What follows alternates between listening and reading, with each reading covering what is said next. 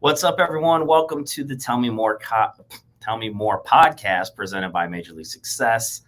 I have Lauren Lucas with us and Jennifer Kessel White from the LKW Home Team at Keller Williams Classic Properties. Ladies, thanks for coming back on the show. John Hart, whoop, whoop. It's been a while since we've about actually connected. 2 years, yeah, 2.5 years. But even behind the scenes, so I'm excited to kind of catch up with, some stuff that you guys are doing and, how business is going. And Jen and Lauren were nice enough when I first started out on podcasting to come on to the amateur version of this and share their story. And, I'm looking forward to kind of catching up with you both and just seeing how things are going. So thank you. Of course. Let's dive in. All Growing right. up. Yeah, let's dive in. Growing up. You guys are young gears usually impact us in our business some way, somehow, kind of leading me up to, starting out, what was life like, high school, college, kind of give me some of your story. Go for it. Oh boy.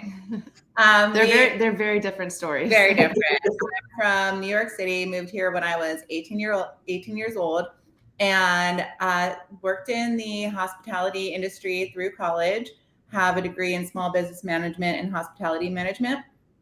Kind of hit my complete ceiling back in about 2017, was working 50 plus hours a week for another company where I could not get any higher as a general manager of a restaurant, and just kept on trying to figure out what I wanted to do. I have a big problem with authority, so I knew that I couldn't get into another career where somebody was the boss of me. So I had to go through and be an entrepreneur, and kept on taking online personality and job quizzes, and just was like, I need to figure this out. What am I supposed to be? Real estate kept coming up. And I was like, hell no.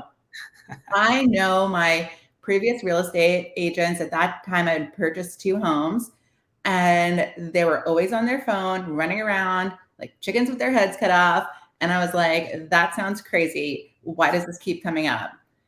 So finally, I went through and met with a couple of agents that I knew, and just kind of, sat down, asked them all the questions, and kept on figuring out that I love people. I love networking. I'm a big connector, and that was the right choice for me. So I left my 6-figure job and went straight into $0, 0 cents commission of real estate. And it was extremely scary, but I gave myself 3 months to try and figure it out. Within the first 3 months, I was so scared to work completely in real estate that I picked up 3 side hustles of jobs. I did marketing, social media, and accounting for restaurants, and paid 0 attention to real estate. That was the one that made me no money. So I just kind of left that on the back burner. Yeah. And the week before Christmas, I had just said, this has got to change. I'm not doing, this is not right. So I quit all of my jobs that I picked up along the way and said, I'm going to go into the new year. It was 2018. And I'm like, okay, as soon as January 1st, 2018 hits, it's just me in real estate. Once I went solo and just said, this is my one thing that I'm going to concentrate on, I closed 1 deal in January, 2 in February, 3 in March, and it just kind of snowballed from there. So had a great first year, and really just put my head down and realized that if you really want it, you have to dig in. Yeah, I want to come back to something that you said about, not being, you have to be your own boss. So I want to touch base with you on that in a second. Sure. Lauren, what about you? What was life like growing up? Oh gosh, I grew up in a very small town. It's still to this day a village. Yeah, it's still to this day. My grandparents had a farm with 400 and some odd acres. And so I was the kid on the 4-wheeler, dirty. I played a ton of sports growing up, small town. There were no girl sports, so I had to play all the boy sports for the most part. And so when I hit high school, my parents split up.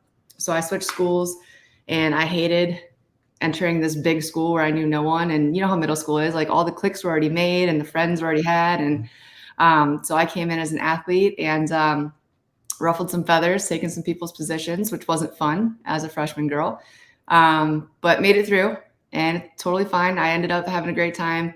Went to Otterbein to play soccer, blew my back out, got my degree in law enforcement administration. Yes, that's an actual thing. I don't know why. Went and worked for the government for 6 years and could not push papers. It was not for me.